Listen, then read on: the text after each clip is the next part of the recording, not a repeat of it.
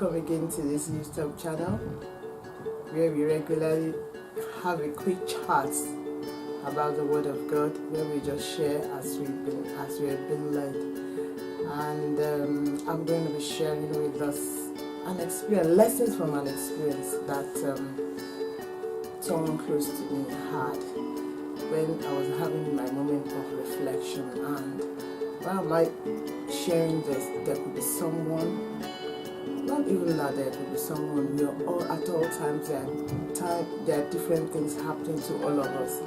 I believe in everything that we're going through, whether it is for good or bad, ugly experiences, challenging ones, I think it calls for us to reflect, to have a quick think and ask the Spirit of God inside of us, what are the lessons that I'm supposed to learn from this experience? There was this Saturday that I was just called up from my son's school. He went for a rugby match, and I was called to just come and pick him, and I was wondering, why would I be called to come and pick someone that goes to school and comes back on his own? And alas, the reason was because he's sustained injury, and they are not sure whether he will be able to make his way back home on his own. And I was like, how is that possible? And anyway, I had to go. I went. Getting there, I realized that it's got to do that. He had a fall during the match, and he had a kind of a memory. He had a flash. It was more like a flash, the way it's called, but a temporary memory loss was actually a potential risk that he had suffered, because he could not remember what happened. So they knew that he had a memory loss, but how much of the memory loss they could not ascertain. But because he could remember things that had happened long before, but when he was asked about things that happened during the match, especially close to that incident, he could not recall. So they knew he had a memory issue there, and it was risky to allow him to go home on his own, because they're not sure whether he will remember. And I went and I took him, and I was like, how? Because I know how passionate my son is about this rugby game, this rugby sports. He loves it so much. For us, even the parents, we don't see him as someone who's got the physique for this sport, but he loves it passionately. Anything that he takes for him to make the team, my son will make sure he puts himself through that.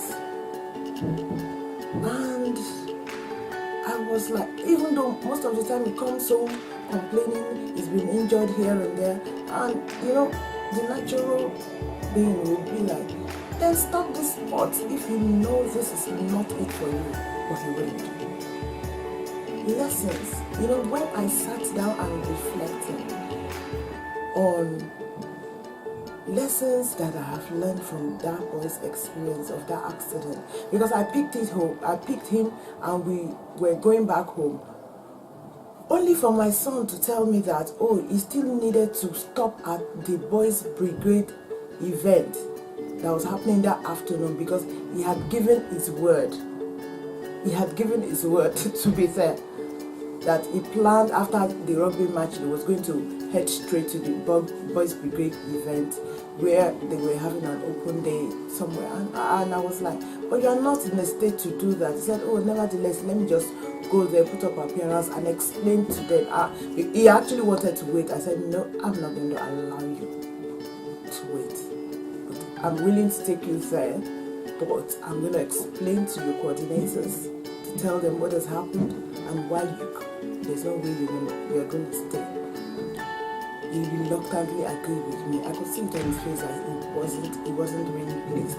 And along the way, he was trying to impress or please me. So he was trying to fall. I could see sometimes when he's squinting, what's wrong with you? Do you have a headache? He said, yes, I have a headache. I have a headache. But he was trying to recall because he wanted to kind of convince me so that I could allow him to even stay for the BB event. He was trying to recall what happened shortly before he had the accident, but he couldn't recall.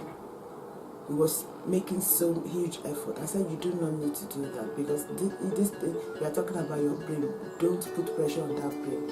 You've been asked to allow this thing to come back quickly. If after a few days we are not noticing any improvement in that, we will have to go to the hospital anyway because it's been attended to by first aiders at the sports event. But 10 lessons I got, but in this video I'm just going to share with us only 2 or 3. And I'm going to do subsequent ones. The first one that I realized, because all of a sudden I realized that I was panicking because I thought, how could my son lose his memory? What does that mean? Does that mean that he might not remember his name? You know, so many things came to my mind. And number one lesson that I'm going to share with you, that I think that I know I learned, is that it's gratitude. All of a sudden I realized how we take a lot of things for granted. The fact that we go and we come back safely, we take it for granted. The fact that we go to school, you come back, you go to work, you come back, even with all the challenges, we take it for granted. All of a sudden I was thankful for soundness of mind. So ladies and gentlemen, if there's one thing we should be thankful for, despite that thing, despite that situation, be thankful for soundness of mind. That someone else is not helping you to reason. Thank God. That you are not in the place where you need to be aided to even remember that some people they will have accidents and they could not to remember them for a very long time. Some never came back that memory. I thank God. And Psalm 103, if you can go to Psalm 103, just have a look at that psalm. The book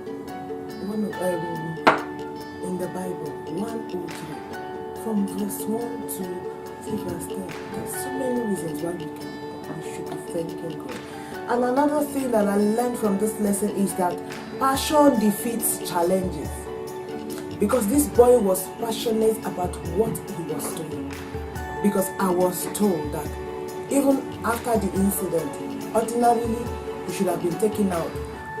My boy did not allow them to take him out. Because he just told them he was fine, he was fine. And they thought it was fine. And he went on with the match until they realized that his movement was not steady. It was staggering. That was when they knew that this boy is not okay. Even though he was playing the match, he made sure he played the match to the end. That is what passion does. What is that thing? What is that idea that you are running with? What is that business that you are running with? What is that? Is it that relationship that you know your passion is with? And there are challenges. Let us use the fuel of passion to continue to run the race. In whatever we find ourselves and we love doing, that is goodly, of course, also godly. The third one, which is going to be the last one for this video session, that I learned was also resilience. Resilience because he stayed in that game until the end. Resilience. In life, resilience is key to achieving whatever it is that we set out to achieve, even to fulfillment. we need to be resilient. And that brings to mind the story of the Chinese bamboo. You know, the Chinese bamboo is the tree. Yeah, it's a tree. What you find in plantation. Chinese bamboo. When you plant the Chinese bamboo and you water, it does not really grow tall for the first 5 years, I think. So, but by the 6th year, once you continue to nurture, by the 6th year, all of a sudden, it grows many feet tall. Are there things you are very convinced that you know that this is what you should do, but it seems you're not getting the result? Are there character development issues? Maybe there are things that you're trying to do without, and you keep beating yourself every time you make a slip. Let us learn from the story from how Chinese bamboo. Just continue to water that. Do you have an ambition that you think, this is going to take some time? Just continue to, whatever it takes, start taking those baby steps. If the boy, resilience shows that it's the resilience that will fuel even the passion that he had, that he could stay till the end of the game. And it was even towards the end, by the end of the game, that they saw that this boy was not one. That since after that incident, his movement has not been steady. That was when they had to call me to say maybe I needed to come and pick him up, because they didn't want to risk him going home on his own, even though he insisted that he was fine, he was fine. Why am I saying this? Life happens to us. For 3 lessons I've shared with us. Let's just be grateful for whatever it is. It could be worse. It could be worse. And let us not take for granted all the things God has given to us. So many of us take so many things for granted. We take our spouses for granted, our children, our family, our friends, our colleagues at work. We take a lot of people for granted. Our parents, we take them for granted. Let us learn to appreciate all the things God has given to us. And when I'm passionate, use passion to fuel even that your ambition, that your goal. And it will take you a very long way. I'm not saying resilience, like I said, 3 things: gratitude, passion, and resilience. I hope something has been passed across. I hope something has been passed across. And I would love to hear from you. I want to hear from you. I want an interaction from you. Please, if there is anything that you want us to improve, even the quality of this short sessions, please subscribe and just have a chat with us. I will respond appropriately. And if you have not subscribe to this channel and you would like to see our previous uploads, please press the button subscribe below and you will receive notification of all our uploads whenever it comes. And for you that we want to see the conclusion or the other short videos for remaining for these lessons that I said I've learned from my son's accident I've shared with today. I still have 7 more to share. Subscribe so that I'll be able to share that with you. God bless you and have a wonderful day. Have a glorious day. Keep on basking in God's glory. Until I see you next time, I still remain yours. My name is Atinuke, Olanrewaju. God